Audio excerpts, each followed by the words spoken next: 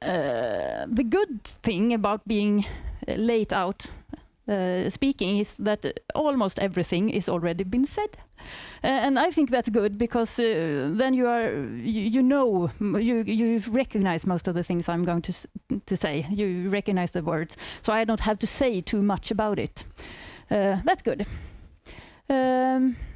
So, the ASHA project, the long name is Using Standardized Health Data as an Accelerator to Strengthen Future Healthcare. Impossible to remember, so ASHA is better. It's a project that runs over almost 4 years. We're at our first year now. It's going to end autumn 2027. It's funded by Vinnova. And we are 8 project parts, and it's, what do you call it, a triple helix project. So we have the university, academia side, and we have 2 companies, Cambio and a small startup company called PredictMe. And also we have 5 healthcare regions, where region Östergötland is the coordinating part. And then we have region Uppsala, region Jönköping, region Kalmar, and also a part of region Stockholm, which is Karolinska University Hospital. Now I see something completely different on the screen. Yeah. But if you press it looks like a hockey player. That's what confused me earlier. I want to see that. it's the program for the Okay, then you then I'm looking here then. So ASHA then, what the ASHA project wants to do is to change how we handle health data in Sweden. So we are pretty ambitious, but we think it's needed for some reasons, where I will come back to. So what we want to do is to make better use of all the health data that we have. We produce huge amounts of health data, but not so much is usable. The quality is poor for a lot. Some things are of good quality, but the main part of it is not. We also want to solve the problem of data getting stuck in products. We are pretty good in the regions to procure systems with vendor-specific formats, which make it very hard to get the data out again in a usable fashion.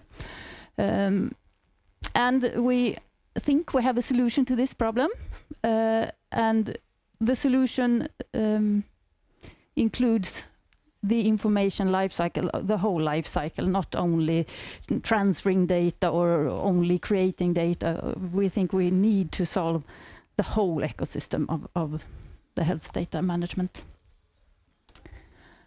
And for you not to be disappointed about what I'm going to say, I will just like to point out that we are in the first of 4 years in this innovation project, which means that we are still quite in the beginning of the project.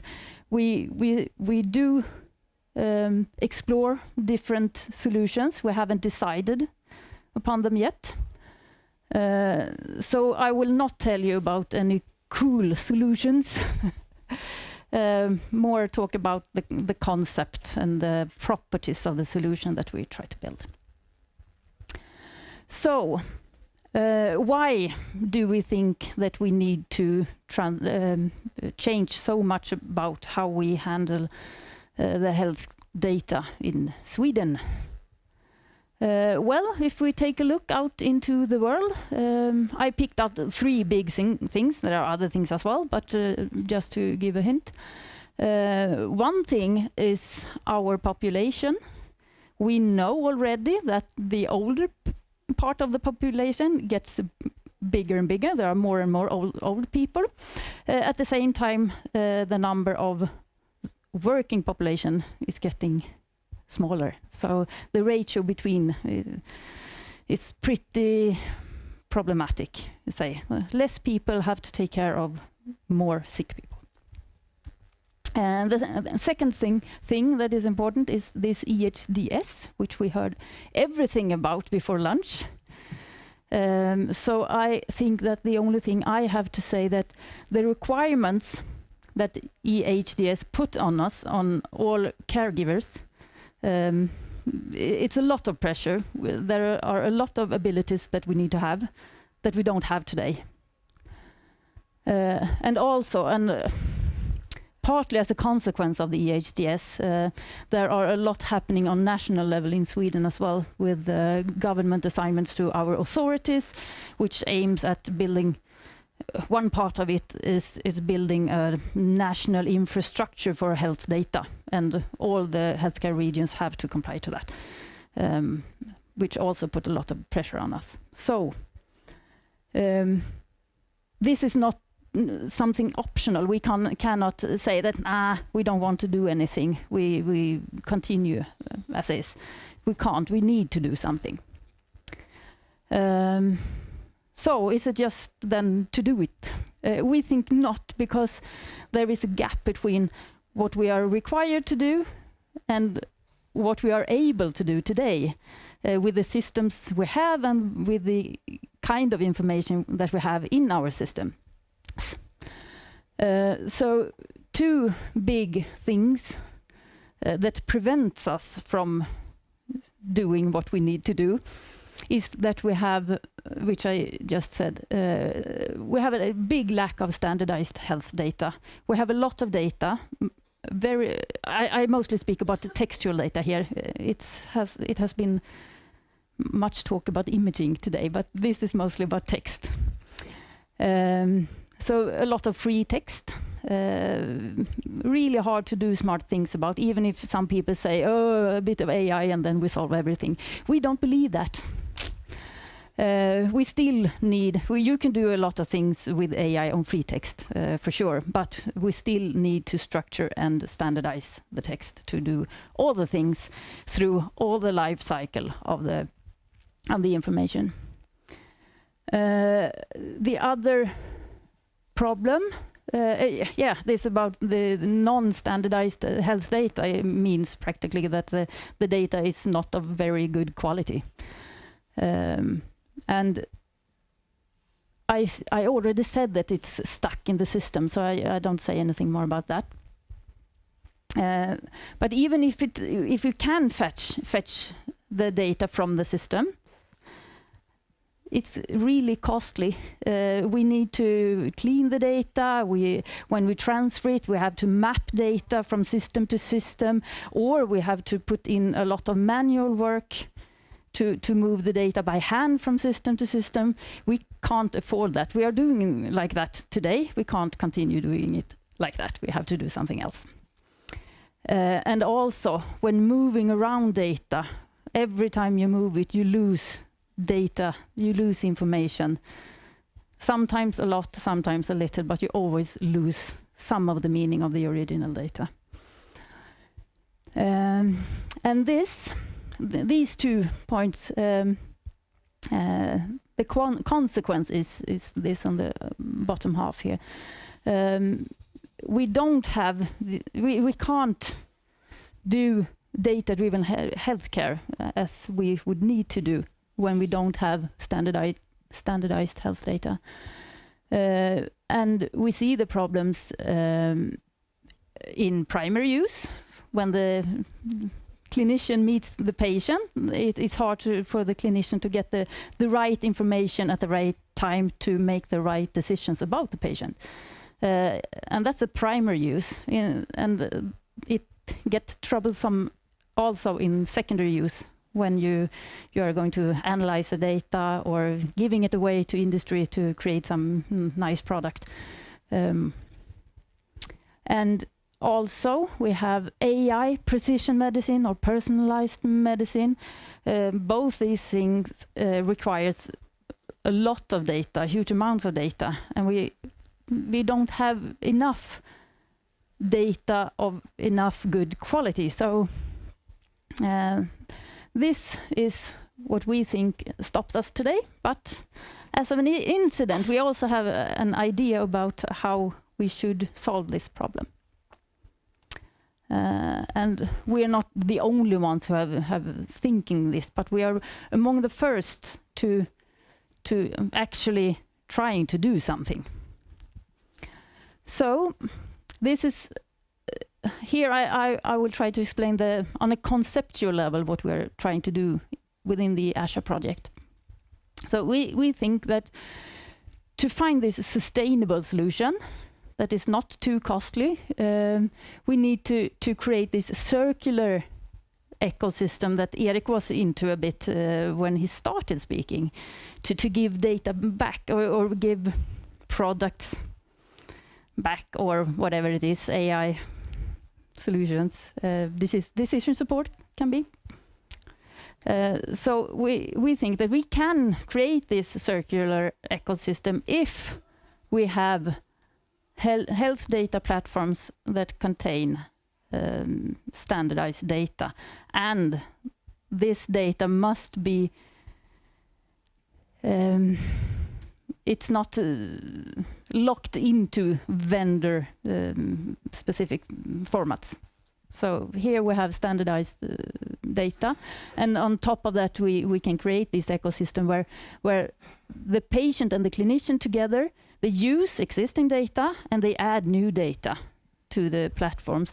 And this data can later be used for business development and for research, and they analyze on population level and gain new insights.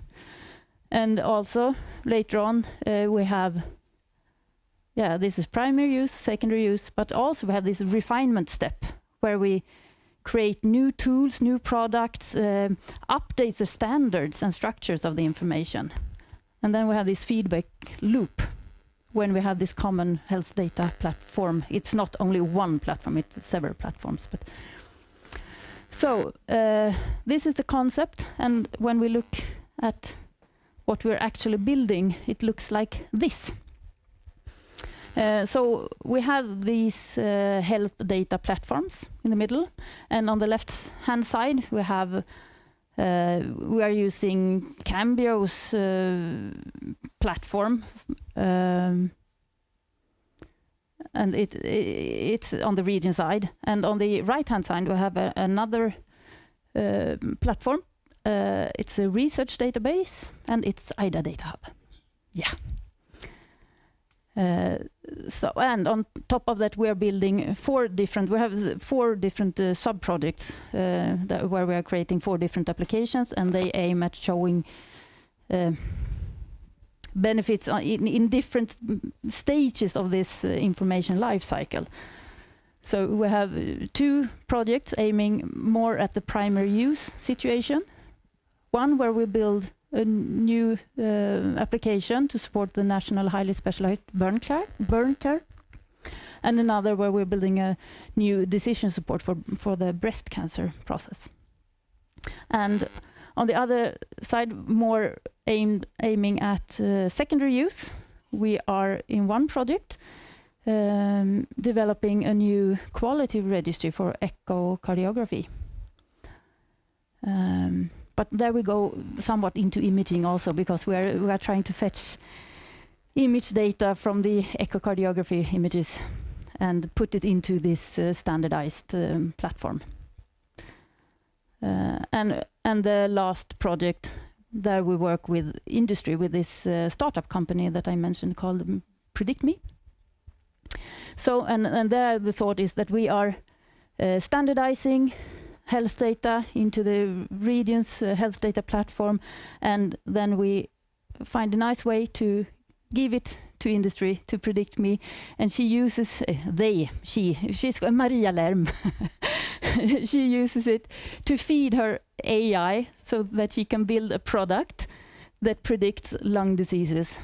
And hopefully then this product that she creates goes back to primary care, so we can create new, better data. So there we have this ecosystem. And on top of this, you can see 3 symbols, and that's international informatics standards. So we haven't chosen one standard because there is not one standard that solves all problems. So we combine standards and use them for what they are best suited for. So we use FHIR, or HL7 FHIR, when it comes to data exchange, moving data between systems. And we use a SNOMED CT, which I think many of you know, to ensure consistent terminology. And that's really important because that if you take care of the terminology, that improves searchability a lot. And lastly, we use OpenAIRE, which is a standard for storing data. So its main benefits are on persistence and storage. So by combining these standards, we think we get the best out of them all. And I hope that by the time I would say next year, we can present some kind of results. So if you do this again in a year, you can invite us and then we can come and tell you more about what happened. But here we are today. So, and if anyone is interested in knowing more or have exciting ideas about how we could improve this, you're very much welcome to contact me. So that was all.